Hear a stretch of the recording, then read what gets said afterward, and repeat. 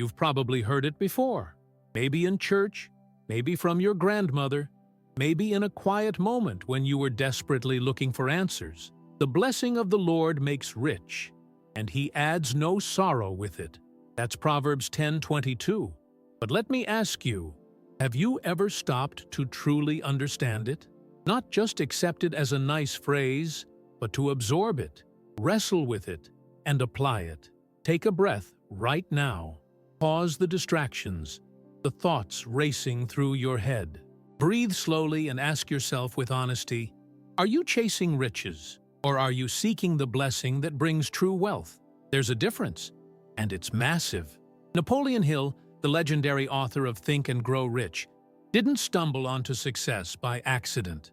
He devoted more than 2 decades of his life to studying the most powerful and prosperous men in the world. People who built empires, influenced nations, and shifted entire industries. But here's the truth he discovered. What separated these individuals from the rest wasn't just intelligence, connections, or even relentless work ethic. It was something deeper, something that came from beyond themselves, a divine alignment. Hill called it infinite intelligence. He believed that every person had the ability to connect with a higher source of wisdom, power, and creativity.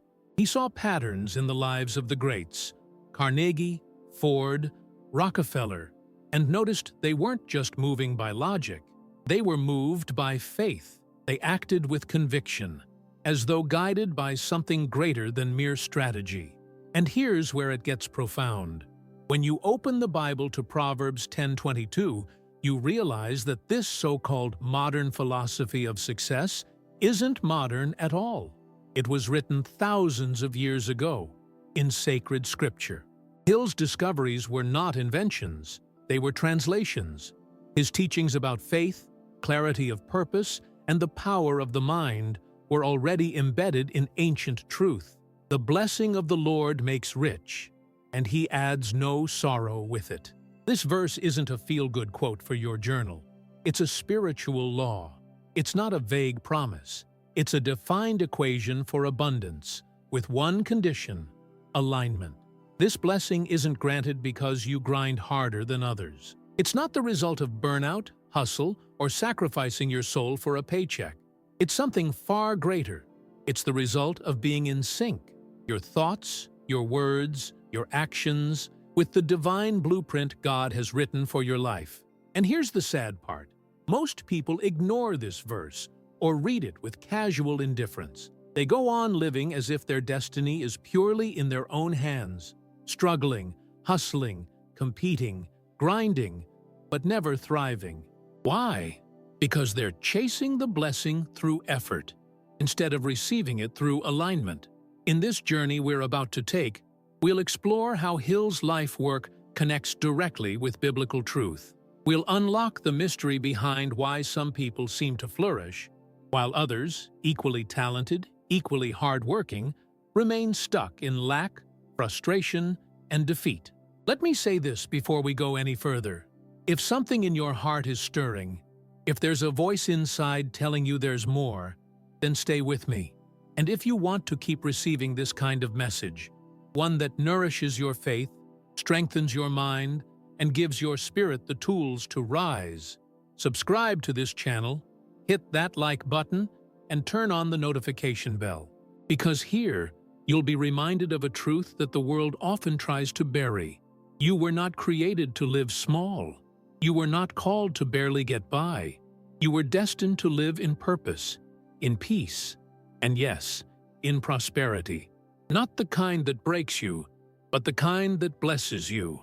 Let's take a closer look at the verse that most people overlook. The blessing of the Lord makes rich, and He adds no sorrow with it. Proverbs 10:22. Many treat this verse like a decorative phrase, something nice to frame and hang on the wall, a poetic reminder of hope. But few stop to ask what this truly means. This is not a metaphor. It's not a soft encouragement. This is a spiritual law, a divine equation, a clear definition of what wealth is supposed to look like. Abundance with peace, prosperity with joy, success without regret. Think about that for a moment. The world teaches us that success comes at a price. Sleepless nights, broken relationships, constant stress, and a sense of emptiness that no paycheck can fill. But this verse turns all of that on its head. It tells us that when wealth is the result of divine blessing, it doesn't carry sorrow, it doesn't drain your soul, it doesn't rob your health, your time, or your spirit. It lifts you, it completes you, it gives, instead of taking away. Napoleon Hill observed this firsthand in his interviews with the most successful people of his generation. He realized there was a pattern, a spiritual pattern, among those who created lasting wealth. They didn't just chase money. They carried a sense of destiny, a belief that their ideas came from something higher. They didn't just work hard. They worked with conviction. And most of all, they walked in a strange kind of confidence, as if they were being guided by a force greater than themselves. Hill called it inspiration from infinite intelligence, but Proverbs 10:22 calls it what it really is: blessing. And that blessing is the line that separates the kind of success that fulfills from the kind that destroys. It's the line between building something great and losing yourself in the process. Because the truth is, not all wealth is equal. Not every path to prosperity is good.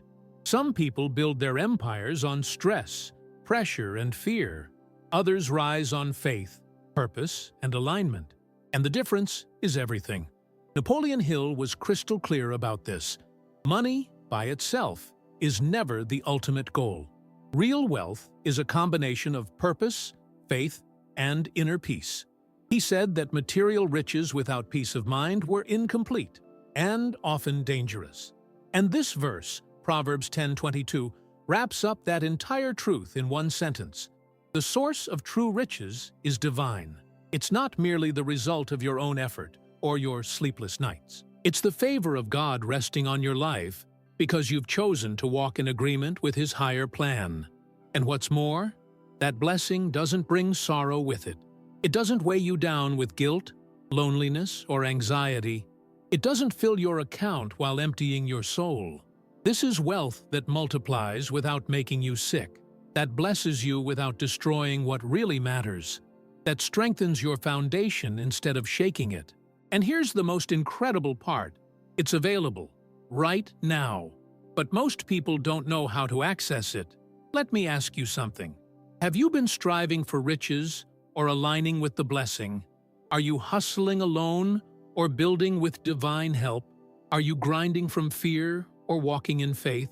Because once you understand that the blessing is real, is powerful, and is already written in your name, you'll stop chasing and start believing. You'll stop fearing and start flowing. You'll stop doubting and start declaring, I walk in the blessing that makes rich and adds no sorrow. So how do you activate this blessing? How do you go from simply hearing about it to actually living under it? That's the question that guided Napoleon Hill through every page of his research. He spent decades trying to understand why some people seem to thrive effortlessly, while others, who are just as intelligent and just as committed, remain trapped in cycles of lack. Why is it that some rise despite limited education, connections, or resources, while others, with every advantage in their favor, stay stuck? Hill discovered something revolutionary. Prosperity isn't just the result of action. It's the result of a certain kind of action. Not frantic, fearful, or desperate action, but faith-driven, purpose-filled, and spiritually aligned action. He taught that success begins not with a bank account or a business idea, but with a mindset, a belief system that is aligned with what he called infinite intelligence. But if you've been reading Scripture, you already know that God revealed this long ago. James 2:17 says it clearly, faith without works is dead. But what most people miss is the other side of the equation. Works without faith are empty. They're motion without direction, effort without purpose. Proverbs 10:22 reveals that the blessing of the Lord is the true source of prosperity. But that blessing doesn't appear automatically. It's not magic. It's not coincidence. It's like a seed. And that seed doesn't grow in any soil. It needs fertile ground. And that ground is your mind. Napoleon Hill said something that sounds simple, but carries deep spiritual power. Whatever the mind can conceive and believe, it can achieve. This wasn't just a motivational phrase, it was a spiritual principle. Because thoughts are more than ideas. They are the first step to manifestation. That's why Hill insisted on mental discipline. He preached about guarding your thoughts, speaking only what aligns with your vision, visualizing the future you desire, and living as though the blessing had already been released. Sound familiar? It should, because it's exactly what Jesus taught in Mark 11:24. Whatever you ask in prayer, believe that you have received it, and it will be yours. Faith is not wishful thinking. It's the unseen key that unlocks visible blessings. It's what transforms promises into reality. But here's the warning. It's not enough to ask. You have to align. You say you believe, but are your thoughts full of fear? You pray for prosperity, but do you act from a place of scarcity? You declare victory, but are your conversations soaked in defeat? The blessing is activated through coherence. When your beliefs, your thoughts, your words, and your actions all point in the same direction, that's when something powerful begins to align in the spiritual realm. That's when the doors begin to open. That's when clarity comes, ideas flow, and opportunities appear. And it's not chaotic. It's not forced. It comes with peace, with clarity, with meaning. You don't have to strive your way into the blessing. You align your way into it. Let's talk about something Proverbs 10:22 makes very clear, yet most people ignore, and he adds no sorrow with it. That part of the verse, those few words, carry a weight of wisdom that could change how you see success forever. Because this is the part that exposes the counterfeit versions of wealth. It warns us that there's a kind of success that costs too much, that there's a version of prosperity that comes with exhaustion, anxiety, broken families, and emotional collapse. Yes, there are people who appear to have it all, but they're drowning behind the scenes. Wealthy, but weary. Accomplished, but empty. You've seen it. Maybe you've lived it. People who climbed the ladder of success only to realize it was leaning against the wrong wall. People who earned money but lost their marriage, their health, or their peace of mind along the way. Napoleon Hill saw this again and again. In all his interviews, he noted a pattern. Those who gained wealth without purpose often paid for it with deep regret. They had full bank accounts, but empty hearts. Lavish lifestyles, but miserable nights. Public applause, but private depression. And the verse explains why. Because not all riches come from the blessing. Some come from pressure, some from pride, some from fear, compromise, or manipulation. And that kind of wealth, no matter how shiny it looks, comes with sorrow. Sorrow in the soul, sorrow in the relationships, sorrow in the silence of a house that once had laughter. That's not the kind of wealth God offers. That's not the prosperity Proverbs is talking about. Hill believed that the greatest failure wasn't losing money. It was gaining everything and feeling nothing. It was achieving your goals and realizing your soul never arrived with you. That's why he emphasized internal alignment. Because when your success comes from desperation or dysfunction, it will eventually collapse. But when it comes from peace, from faith, from alignment with divine blessing, it grows, it strengthens, and it lasts. This is why work disconnected from purpose feels like punishment. This is why money without mission becomes a prison. When your success isn't guided by higher values, sorrow sneaks in through the cracks, quietly, slowly, but powerfully. And yet, when the blessing is present, everything shifts. You still work hard, yes. You still show up with discipline and commitment, but the weight changes. The pressure lifts. Your mind rests. Your heart trusts, because you're no longer forcing your way forward. You're being guided. You're not striving in fear. You're walking in faith. So before you chase more wealth, chase the blessing. Because it doesn't just bring income, it brings peace. It gives you wisdom to multiply what you already have. It brings clarity about what truly matters, and it keeps your soul intact while your life expands. This is what Hill saw, but many still don't. This is what the verse says, but so few understand. The real blessing, the kind that makes rich and adds no sorrow, isn't just about what you have. It's about who you become in the process. Let's go even deeper now, because what we're dealing with is more than a principle. It's a battle between two realities, building with blessing versus building with burden. And too many people are carrying burdens that were never meant to be theirs. There's a reason Proverbs 10:22 draws a line in the sand. It tells you that true prosperity, blessed prosperity, adds no sorrow. But it also implies that there is a false prosperity, a counterfeit version, a kind of success that shines on the outside but corrodes everything inside. So, let's be honest. How many people do you know who are successful by the world's standards but miserable in silence? They post photos of their vacations, their cars, their perfect families, but behind the curtain, there's depression, hills, conflict, anxiety, and spiritual emptiness. They're chasing more, but never finding enough, achieving milestones, but never feeling fulfilled. Why does that happen? Because not every path to wealth is paved with divine blessing. Some are paved with fear of not being enough, fear of being poor, fear of being forgotten. Some are built on pride, on the need to prove something to people who don't even matter. Some are born out of desperation, comparison, jealousy, or ego. And what comes from those seeds eventually bears fruit, bitter fruit. That's why Napoleon Hill said, "No man can succeed in a line of endeavor which he does not like." Because even if you reach your financial goals, if the path you took sucked the joy out of your life, you haven't succeeded. You've only survived. He also said, "The man who does more than he is paid for will soon be paid for more than he does." Why? Because that kind of action flows from purpose, not pressure. It's aligned. It's intentional.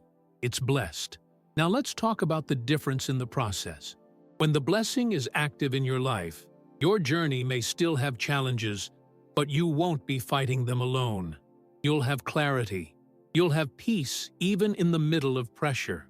You'll have discernment when others are confused.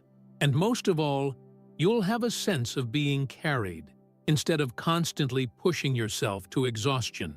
But here's the part we often overlook. The blessing is already available. It's not hidden. It's not locked away for the chosen few. It's not reserved for the ultra-religious or the wildly talented. It's for those who align, those who seek with sincerity, those who shift from striving to surrender, from fear to faith, from self-reliance to divine cooperation. The blessing is not earned, it's accessed through belief, through alignment, through coherence between your heart, your mind, and your actions. But make no mistake, that access requires clarity. You have to stop living like someone cursed and start walking like someone blessed. You have to stop speaking defeat and start declaring abundance. You have to stop thinking you're unworthy and start agreeing with what God already said about you. Because until your inner world shifts, your outer world will keep repeating the same struggles. That's not punishment. That's a wake-up call. When Hill spoke about the subconscious mind, he wasn't just giving a psychology lesson. He was exposing a spiritual law. He said, your subconscious mind works continuously, while you are awake and while you sleep. Which means the thoughts you plant today shape the life you wake up to tomorrow. And if your inner dialogue is full of fear, scarcity, guilt, or defeat, you are training your mind to block the blessing. So here's the shift. Start seeing yourself as someone who walks in divine favor. Start thinking, speaking, and acting as if the blessing of Proverbs 10:22 already rests on you. Because when you do, everything changes. From your relationships to your opportunities, from your health to your wealth. Let's now focus on what Napoleon Hill called the rich mind. Because everything you've learned so far about blessing, faith, and divine prosperity, none of it can grow if your mind is not ready to receive it. Hill believed that all success begins in the mind, that your dominant thoughts eventually become your dominant reality. That's why he famously said, "Thoughts are things, and powerful things at that." What you allow to live in your mental space will eventually show up in your physical world. The Bible echoes this exact truth in Proverbs 23:7. As a man thinks in his heart, so is he. In other words, your internal world creates your external experience. You are not simply the result of your circumstances. You are the result of your thoughts about those circumstances. Your mind is soil, and your thoughts are seeds.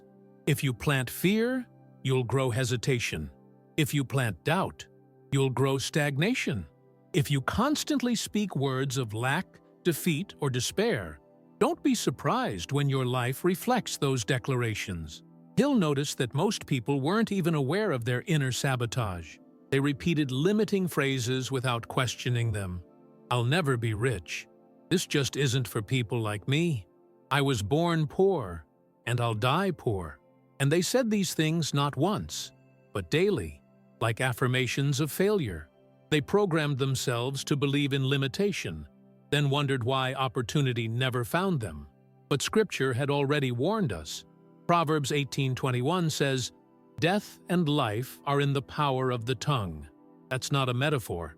That's a law. Your words shape your world. And Hill reinforced that with brutal honesty. You become what you think about most of the time. So, what have you been thinking about? What have you been saying on repeat? What atmosphere are you creating with your thoughts and your voice?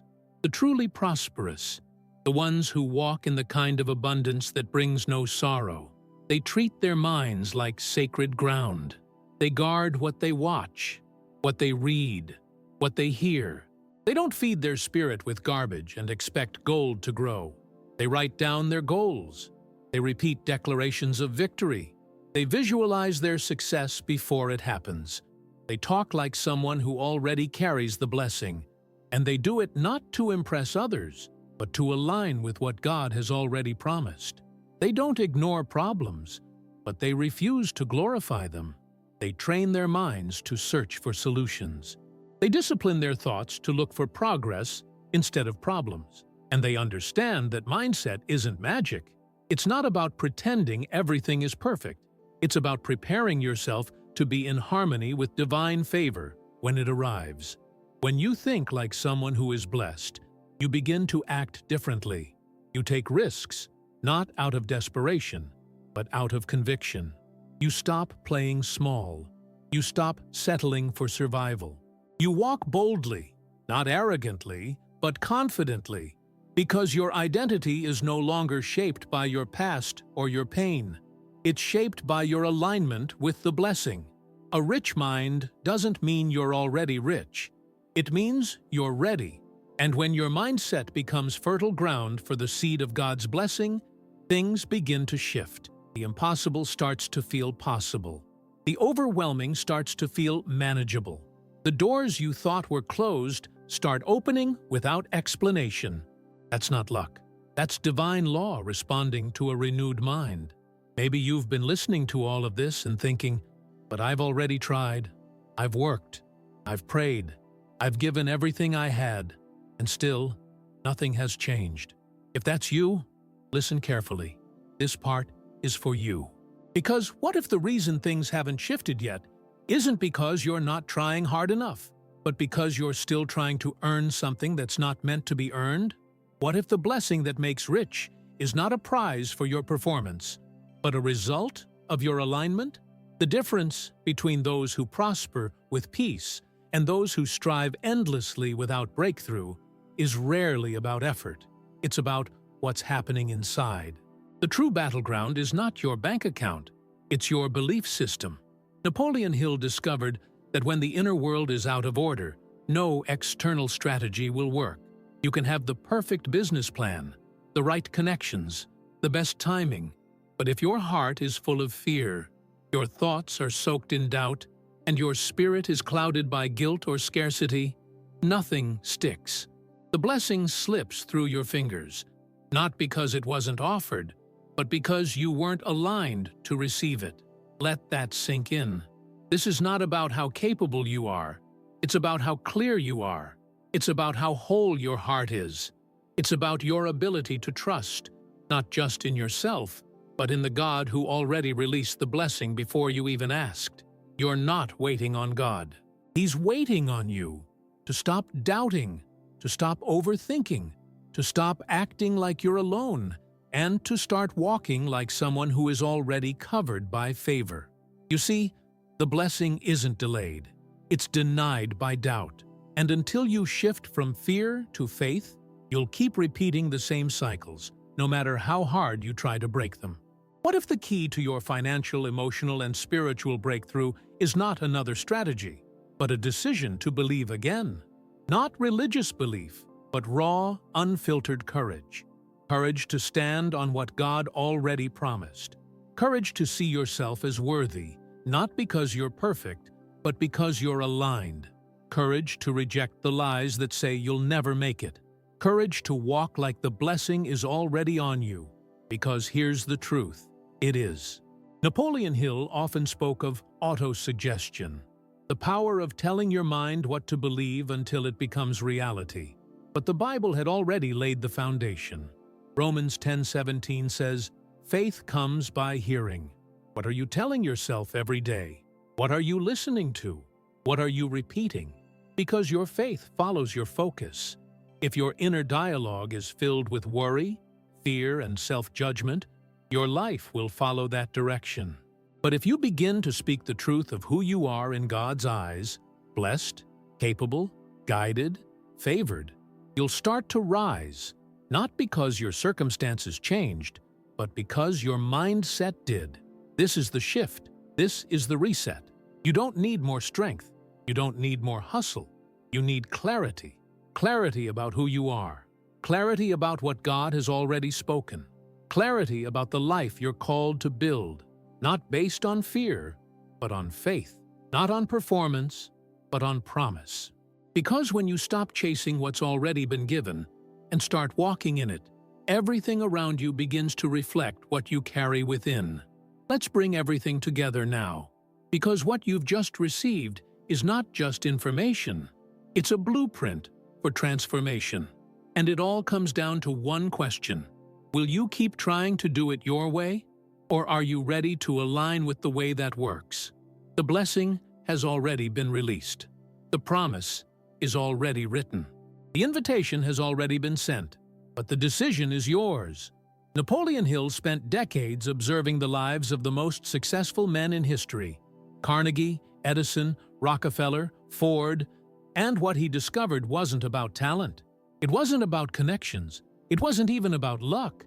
It was about awareness, spiritual awareness, emotional awareness, practical awareness. They knew who they were. They knew what they carried. And they didn't just work hard. They worked with vision, with purpose, with alignment. That's what made the difference. And if you've made it this far, it's because something inside of you is awakening. Something deeper than motivation.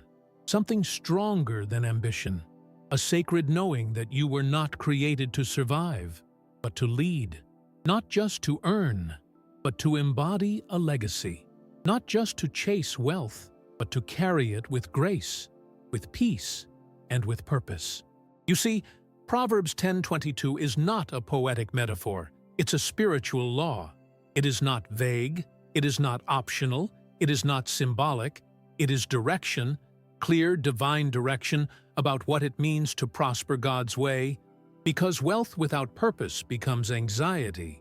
Growth without balance becomes collapse. Work without faith becomes slavery. But when God's blessing enters the equation, everything changes. The blessing sustains you in the invisible.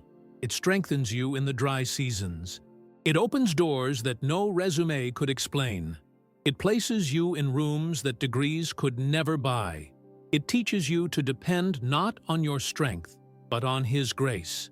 And maybe most importantly, it protects you from sorrow, from that heavy emptiness so many try to fill with money, with noise, with attention. But only God's presence can truly fill that space. Only His peace satisfies where nothing else can. So now, you stand at the crossroads. You can keep pushing through life by force, or you can move forward by faith. You can keep chasing a version of success that looks good but feels wrong. Or you can align with the divine path that blesses and builds. Because here's the truth. You've been included in the promise. The blessing is for you.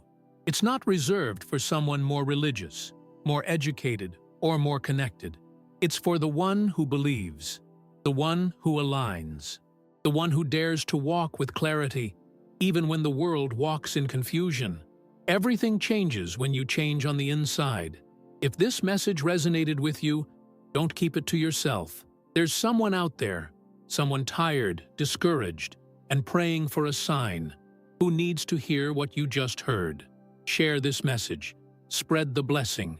Become the voice that wakes up faith in someone else. And if you want to keep receiving content that feeds your spirit, sharpens your mind, and strengthens your journey, stay connected. Because the journey doesn't end here. You were not made to live small. You were chosen to live on purpose. And before you leave, declare it out loud, right where you are. I receive the blessing that makes rich and adds no sorrow. Say it with faith. Write it in your heart. Let it become your reality. Because your future is not waiting on the world. It's waiting on your decision to believe.